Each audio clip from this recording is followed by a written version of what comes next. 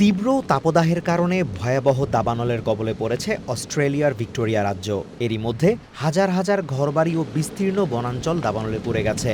রাজ্যের premier Jacinda Allen জানিয়েছেন, ঝোড়ো বাতাসের কারণে আগুন দ্রুত ছড়িয়ে পড়ছে এবং নতুন নতুন এলাকা আক্রান্ত হচ্ছে।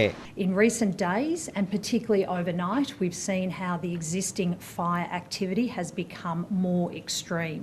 চলমান পরিস্থিতির আরও অবনতির আশঙ্কা প্রকাশ করে স্থানীয় আবহাওয়া দপ্তর জানিয়েছে, বাতাসের গতি আরও বৃদ্ধি পাওয়ার পাশাপাশি রাজ্যের তাপমাত্রা 46 ডিগ্রি সেলসিয়াসে পৌঁছাতে পারে। এর ফলে নতুন করে কোনো দাবানল সৃষ্টি হলে তা নেভানো প্রায় অসম্ভব হয়ে পড়তে পারে বলে সতর্ক করেছে সংস্থাটি। এদিকে রাজ্যের লংউড টাউনে সৃষ্ট দাবানলে শুক্রবার পর্যন্ত ৩৫,০০০ হেক্টরের বেশি এলাকা পুড়ে গেছে।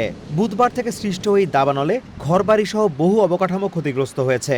স্থানীয় পুলিশ ডিপার্টমেন্ট জানিয়েছে, সেখানকার একটি বাড়ি পুড়ে ৩ বাসিন্দা নিখোঁজ রয়েছেন, এর মধ্যে এক শিশুও রয়েছে।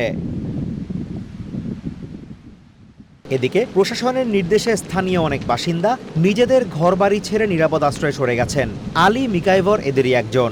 আগুন নিভে যাওয়ার পর ফিরে এসে তিনি দেখেন সবকিছু পুড়ে ছাই হয়ে গেছে। পাশের রাফি টাউনশিপের 20,000 হেক্টরের বেশি এলাকা জুড়ে ছড়িয়ে পড়েছে দাবানল।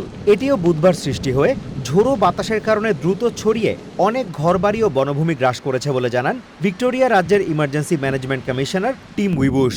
তিনি জানান, দুটি দাবানলই তীব্র তাপদাহের কারণে সৃষ্টি হয়েছে।